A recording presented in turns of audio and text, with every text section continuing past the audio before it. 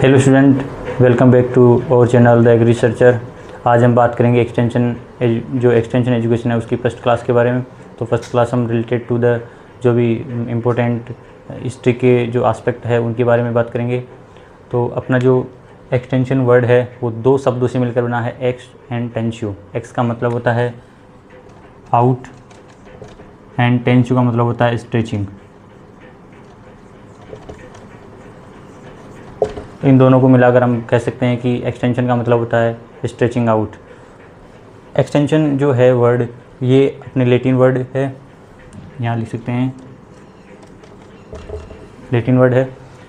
इसके इक्विवेलेंट अलग अलग जो लैंग्वेजेज है उनमें कौन कौन से वर्ड और यूज हम जो एक्सटेंशन के लिए यूज होते हैं उनमें पहला वर्ड है जो वल्गराइजेशन है, वो फ्रेंच वर्ड है, वो एक्सटेंशन के इक्विवेलेंट है। डच वर्ड है वो लाइटिंग है, वो लाइटिंग द पाथ है।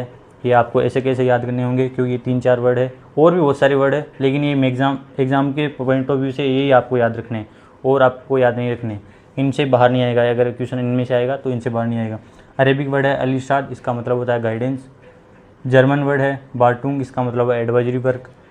और स्पेनिश वर्ड है कैपेसिटाइजेशन, इसका मतलब ट्रेनिंग। अगर आप इनको 3-4 बार मन में दोहराओगे तो याद हो जाएंगे।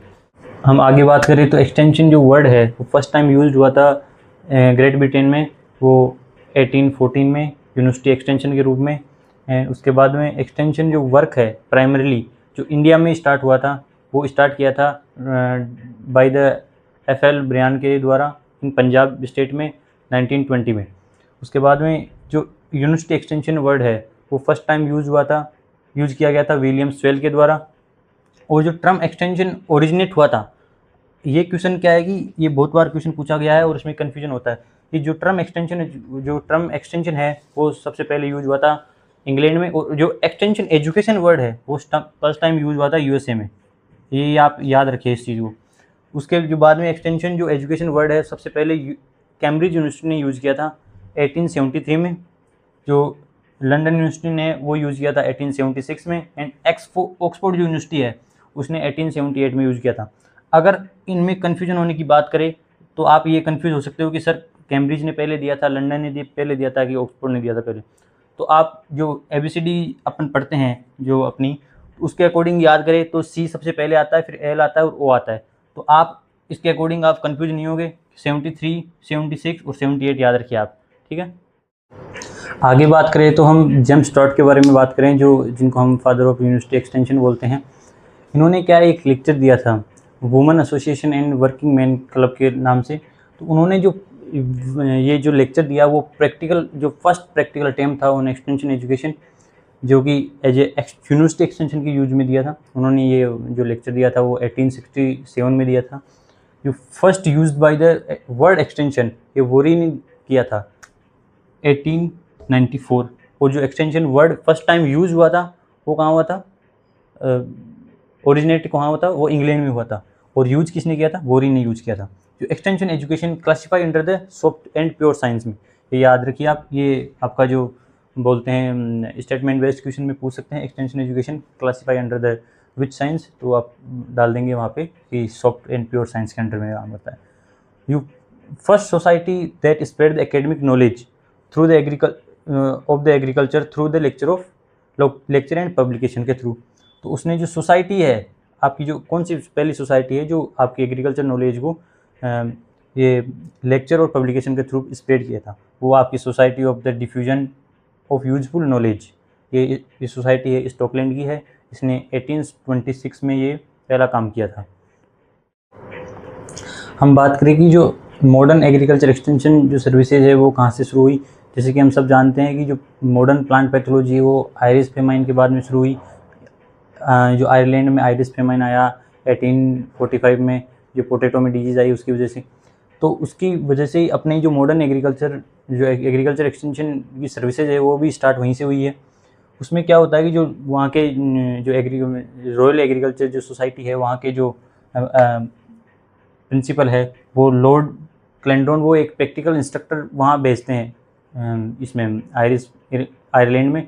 तो वहाँ जाने के बाद में उनको बोलते हैं कि यहाँ जाओ तुम और किसानों को ये उनको सिखाओ और उनको बताओ कि आप जो पोटैटो है उसके अलावा भी वो जो न्यूट्रिशियस क्रॉप है और जो ट्यूबर क्रॉप है उनको भी यूज कर सकते हो, उनको भी उगा सकते हो, उनको उगा सकते हो और उसके साथ साथ कैसे उगा सकते हो, यानी कि जो पैकेज और प्रैक्टिसेज है उन क्रॉप्स की वो भी सिखाएं उनको कि वो जो ये इस प्रकार की जो त्रासदी है वो अगली बार नहीं हो, वो जो फेमाइन है जिसकी वजह से जो करोड़ों लाखों लोगों की जान गई है उसकी वजह से ना जाए।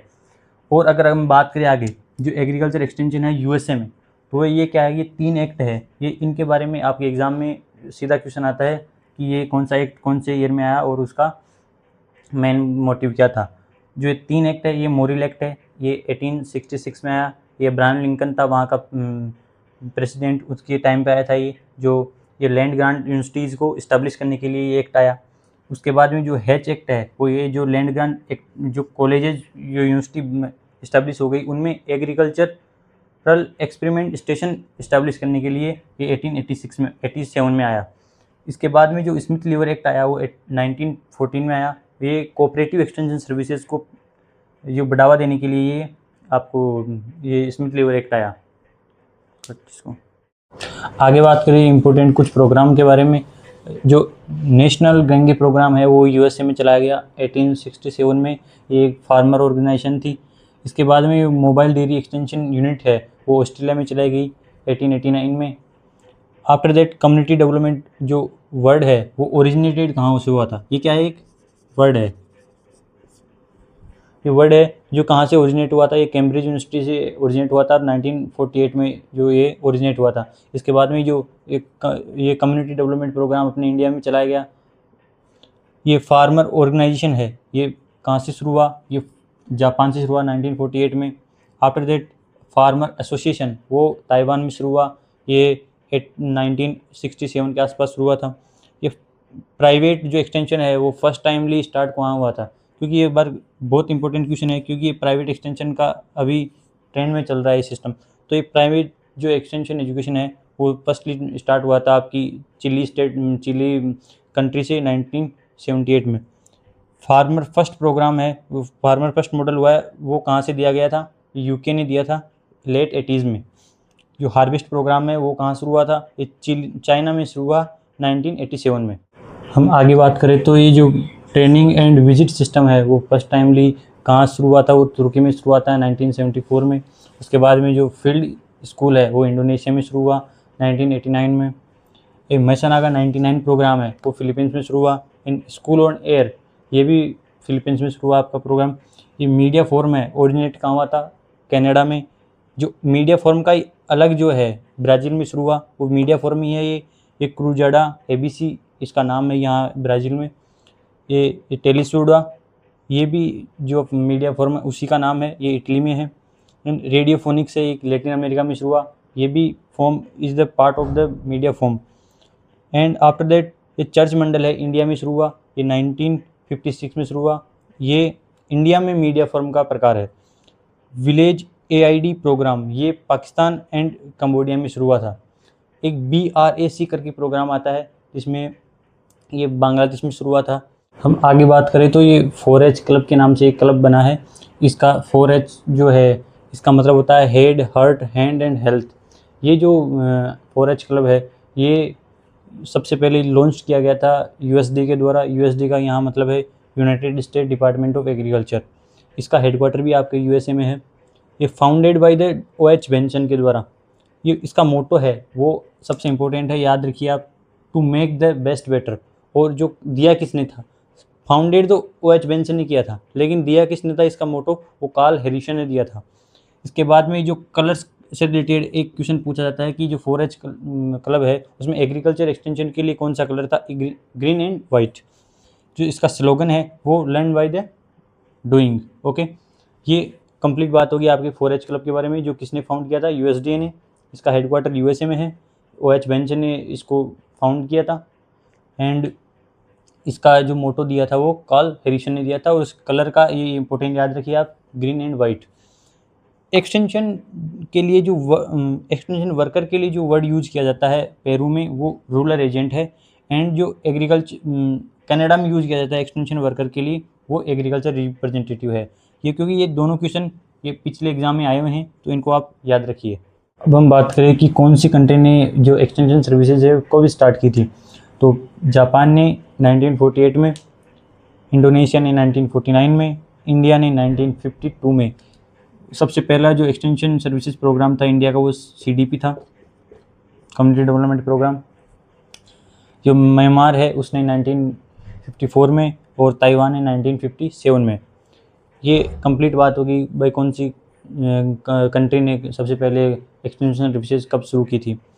अब बात करें हम, कुछ इंपॉर्टेंट कमेटी है कि कॉटन की कमेटी कब इस्टेब्लिश हुई, लेक की कमेटी कब इस्टेब्लिश हुई, जूट की कब हुई, ये आपको रटना है बिल्कुल सीधा सीधा, इनको भी रटना पड़ेगा आपको। ये पूरे वीडियो में ऐसी बातें बताइए कि आपको अगर 5-7 बार आप देखोगे तो अच्छे से याद हो जाएगी।